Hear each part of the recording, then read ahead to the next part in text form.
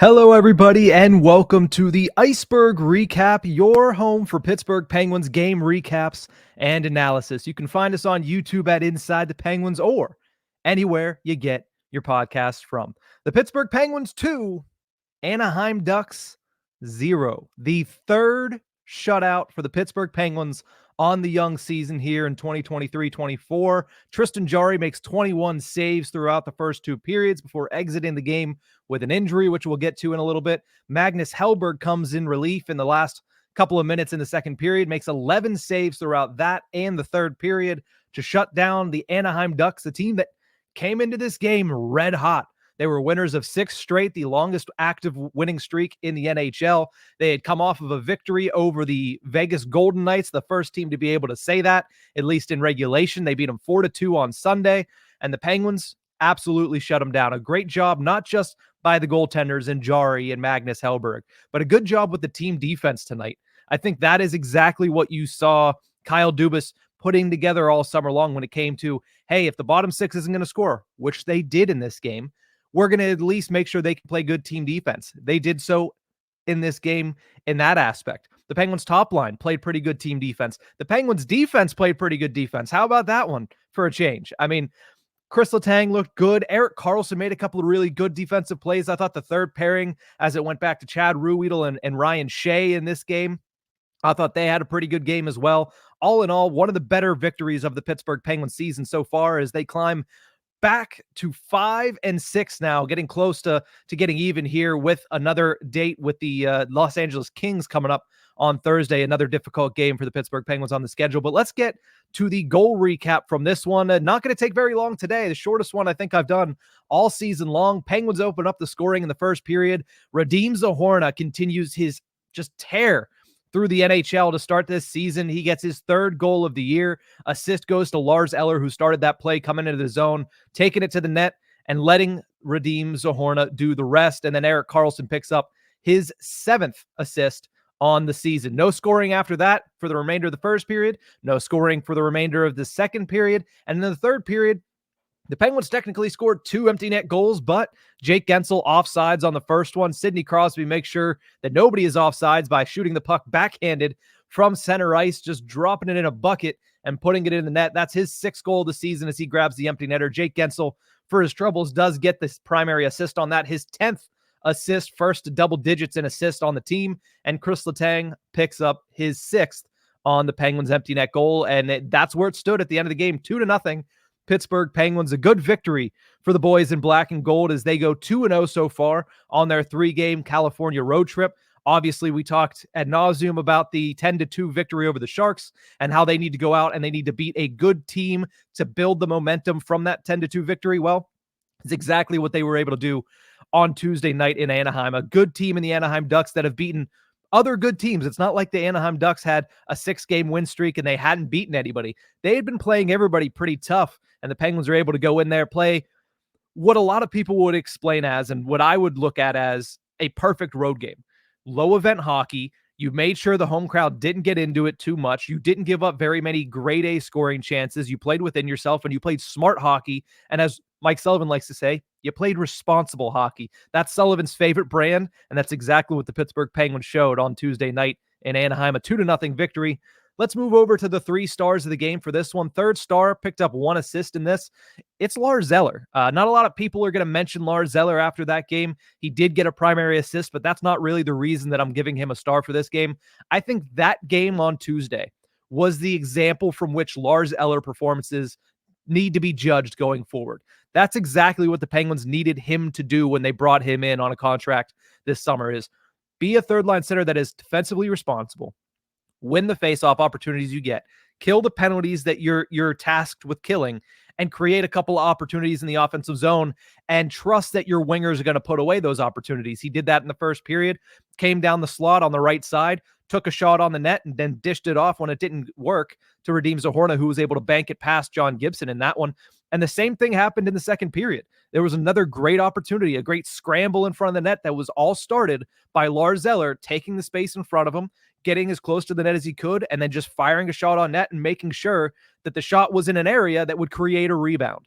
That's exactly what you want to see from Lars Eller. He's not a guy that's going to score off the rush a lot. He's not a guy that's going to score a 1-on-2 goal because he can just deke it through anybody's legs. He's a guy that's going to take what you give him on the defensive side, and he's going to try to create with what he has. He's not going to score 50 points. He's not going to score 45 points. He's probably not going to score 15 goals in this season.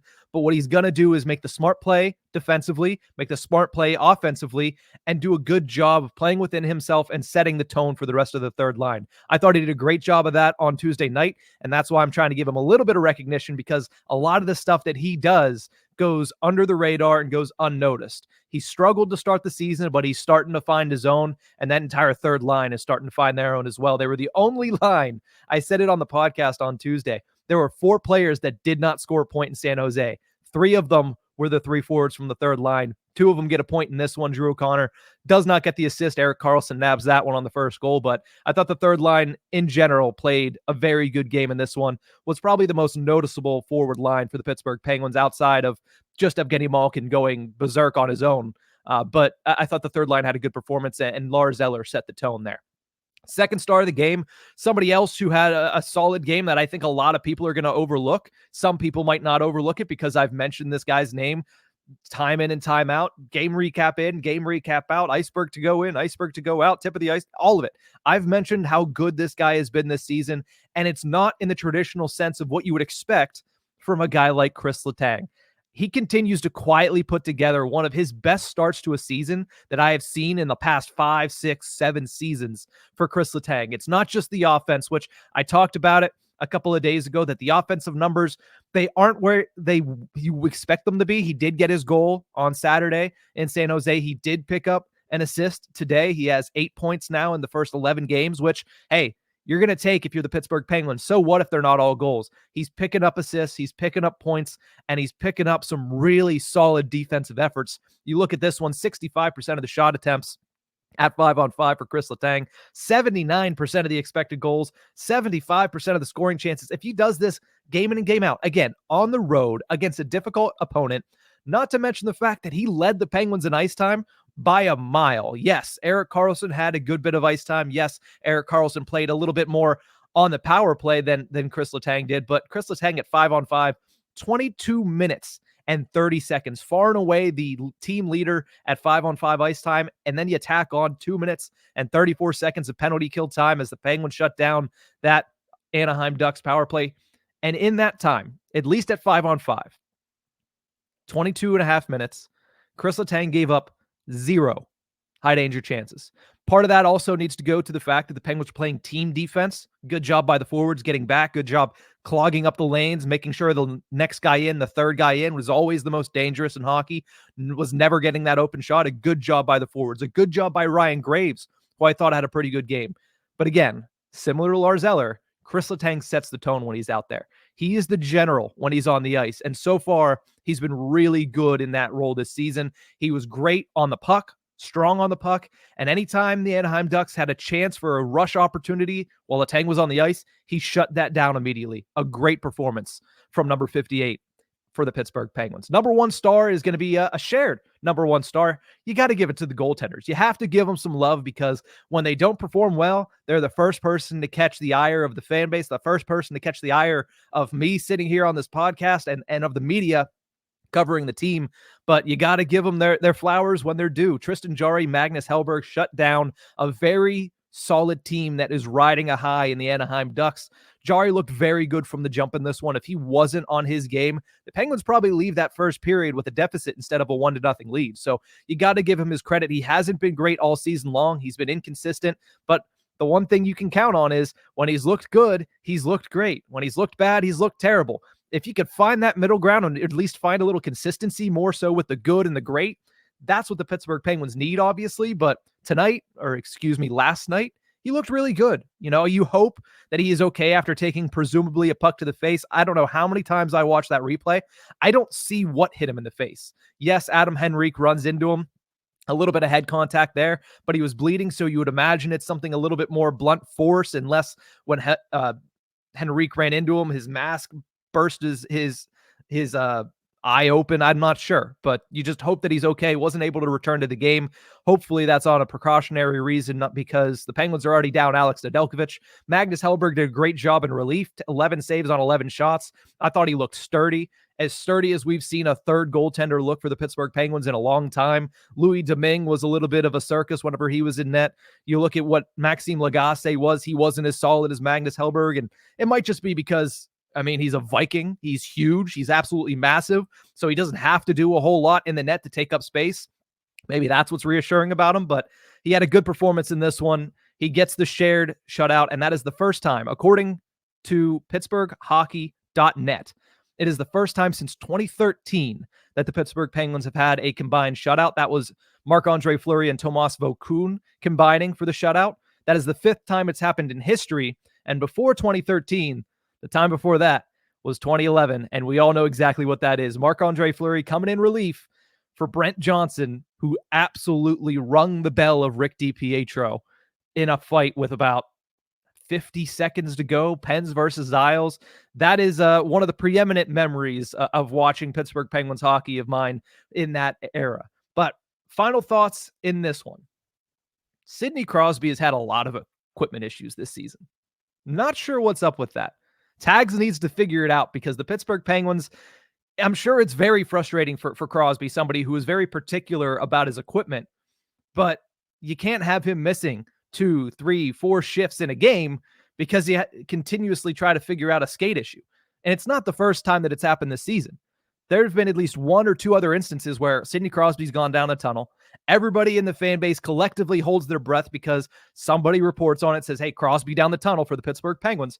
And then it's always an equipment issue.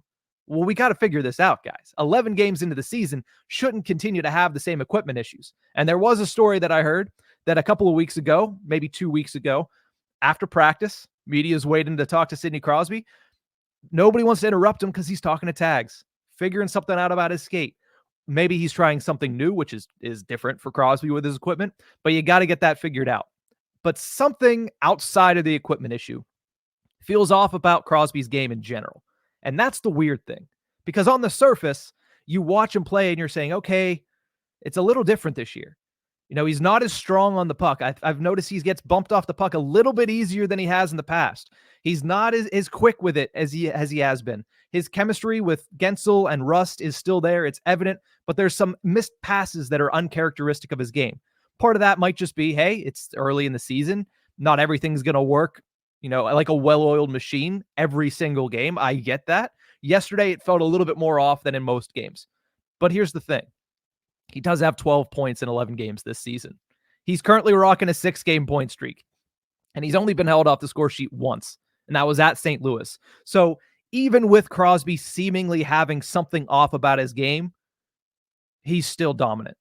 Not dominant, but he's still very good. 80% of Sidney Crosby is still one of the top 10, top 5 centers in this league. Certainly the top center on the Pittsburgh Penguins. But you want to see him start to be dominant. I mentioned that word. He hasn't been dominant this season yet. And that's something that I might just be yearning to see. And that's something that might go into, hey, he's had some equipment issues. He just has taken a little bit longer to get his feet underneath him. The guy is 36 years old, but he's still over a point per game. So on the surface, seems like something's off. But when you look a little deeper, he's still producing. So at the end of the day, as long as it doesn't cascade into an issue and as long as the production keeps up, I guess it's not going to be an issue, but just something to keep an eye on, something to monitor as time goes on here.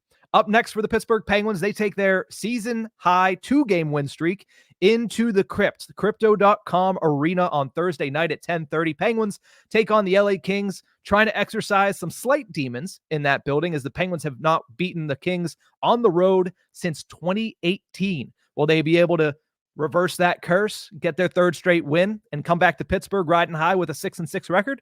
That much remains to be seen, but it should be a good game. The Kings have been really good this season, and the Penguins are starting to pick up steam. Obviously going to have to keep an eye out for what happens with Tristan Jarry, because likely that he becomes the starter if he is good to go. If not, we'll get to see Magnus Hellberg not in relief for the first time this season. Thank you guys so much for tuning in. Remember, you can find us on YouTube at Inside the Penguins or anywhere you get your podcasts from.